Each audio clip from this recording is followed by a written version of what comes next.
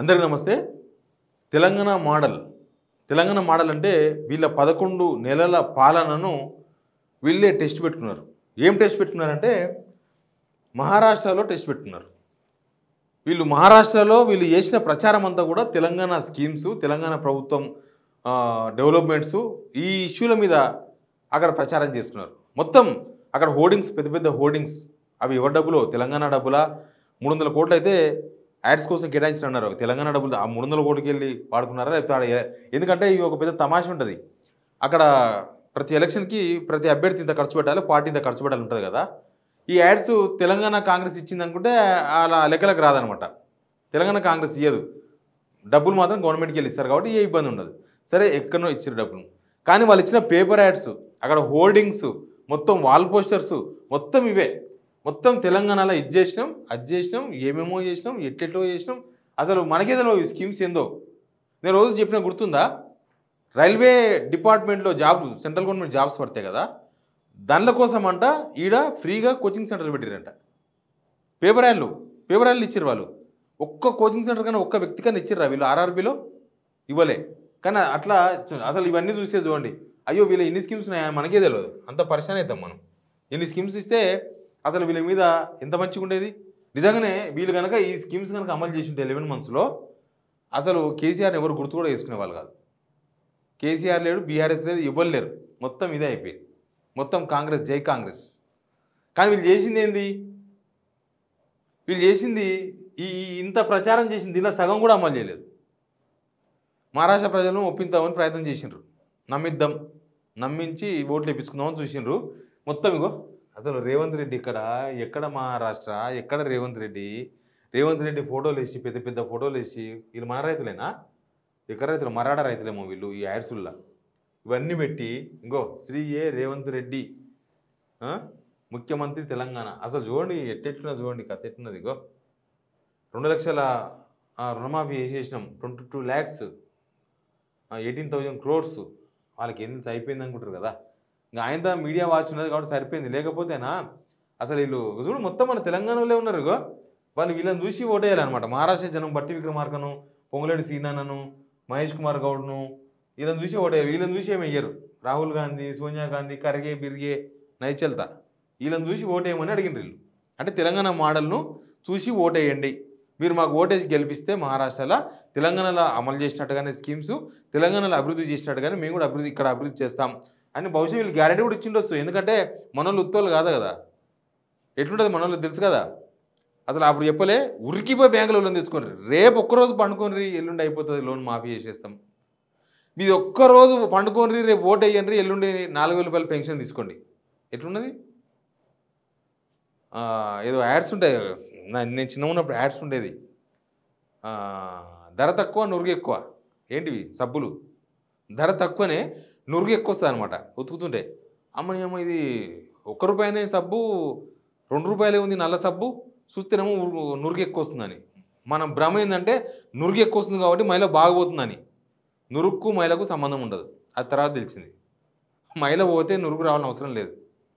కానీ నురుగును చూపించి ఆడు మొత్తం సబ్బులు అమ్ముతాడు. సేమ్ అట్లే వీళ్ళు కూడా ఇవన్నీ నురుగును చూపించి ఆడ ఓట్లు వేపిద్దామని చూసిర్రు. అట్లా ఇవన్నీ ఈ స్కీమ్స్ అంటారు. మహిళలకంట ఇండ్లంట ఇక్కడి నుంచి స్టార్ట్ చేస్తారు. ఇండ్లంట 4,50,000 ఇండ్లు ఇస్తాము అని అన్నారు. ఒక్కరికి కూడా ఇవ్వలే. ఇందిరమ్మ ఇల్లు స్కీమే స్టార్ట్ చేయలే. కానీ ఇచ్చేసామని రాసుకున్నారు. ఈ సంవత్సరంలో 4 లక్షల ఇండ్లు ఇచ్చేసిరట. మరి ఏడునవో మరి ఎవరున్నారో ఆ ఇండ్లలో ఏమో మరి ఇక్కడ ఇచ్చారు. కళ్ళలో ఇట్లా కట్టేసిరేమో, పేగమెంటలు కట్టేసిరేమో. తర్వాత ఇంకొంచి 50,000 జాబ్స్ సర్కారీ నౌకరం ఇచ్చేసాం. 10 monthsమే 10 నెలల 50,000 ఉద్యోగాలు ఇచ్చేసినాం. తర్వాత గ్యాస్ సిలిండర్ ₹500 మహారాష్ట్రలో ఆదిలాబాద్ బార్డర్ అందరికీ తెలుసు ఎంతమందికి వచ్చినాయో. 10% కూడా ఇవ్వలే. తర్వాత ఏంటో అంతా చాలా రాసినారు. ఇవన్నీ ఇన్ని స్కీమ్స్ ఉన్నాయి మన దగ్గర అనిపిస్తుంది. మహిళలను కోటీశ్వరులు చేసిరట. మహిళలు కోటీశ్వరులు. పాపం వాళ్ళకు ₹1 కూడా ఇవ్వలే. మహిళలకు ₹25,000 ఇవ్వలే. పోనీ పెన్షన్ పెంచలే. ₹2,000 ₹4,000 చేయలే. కానీ కోటి మంది మహిళలు కోటీశ్వరులు అయిపోయారు తెలంగాణలో. నాయనో మా ఇంట్లో 2-3 ఆడలు ఉన్నారు, ఒక్కరు కూడా కాలే. మీ ఇంట్లో కూడా కాకుండా వచ్చు. తర్వాత ఇంకేమేమి ఇచ్చారు ఇవన్నీ మనకు అర్థం కావు కొంచెం అంత సగం సగం ఉన్నాయి. 200 200 కరెంటు యూనిట్లు 200 యూనిట్స్ కరెంట్ ఇచ్చేసాం అందరికీ మంచిది. తర్వాత మోక ఇంకా ఏమేమో ఉన్నాయి. 50,000 ఇదేంది 50,000 నవీన్ 50,000 జాబ్స్ ఇచ్చారు. ఇంకా అదేదో 50,000 అంట. అసలు ఇన్ని స్కీమ్స్ 1 2 3 4 5 6 7 8 9 10 11 12 స్కీమ్స్ అమలు చేస్తారట వీళ్ళు. అంటే 6 గ్యారెంటీలు అయిపోయి ఇంకొక 6 ఎక్కువ గ్యారెంటీలు అమలు చేస్తున్నట్టు లెక్క. ఇట్లాంటి తెలంగాణ మోడల్ను అక్కడ ప్రొజెక్ట్ చేసిండ్రు. ఈ తెలంగాణ మోడల్ ఫెయిల్యూర్ మోడల్. అందరూ వీళ్ళు ఇచ్చే బిస్కెట్ల కోసం ఆశపడరు కదా. సేమ్ ఇట్లా బిస్కెట్లు వేసిస్తే అందరూ వచ్చేస్తారు మన దగ్గరికి, అన్ని గ్యారెంటీలు అని చెప్పేసి చేసేయాలి. అన్ని రాష్ట్రాల గ్యారెంటీలు ఇచ్చినట్టే ఇక్కడ కూడా గ్యారెంటీ ఇచ్చేస్తే అయిపోతుంది. ఏమున్నది చేసేది ఏమున్నది? ఇంకా అవి ఇస్తామా సస్తామా అనేసి అనుకున్నారు వాళ్ళు. కానీ ఆల్రెడీ వీళ్ళకు హర్యానాలో తట్టు తాకింది. హర్యానాలో తట్టు తాకినప్పుడు కనీసం అక్కడ నమ్మనప్పుడు ఇక్కడైనా గ్యారెంటీస్ తెరవకుండా ఉండేది. మొత్తం 5 గ్యారెంటీలు ఇచ్చారు.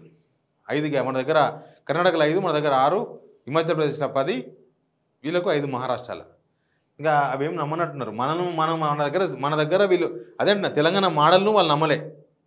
తెలంగాణ మోడల్ వీళ్ళు నమ్మలే. ఎందుకంటే ఈ 11 నెలల్లో ఏం జరిగింది అనేది కొంత అవగాహన ఉన్నది.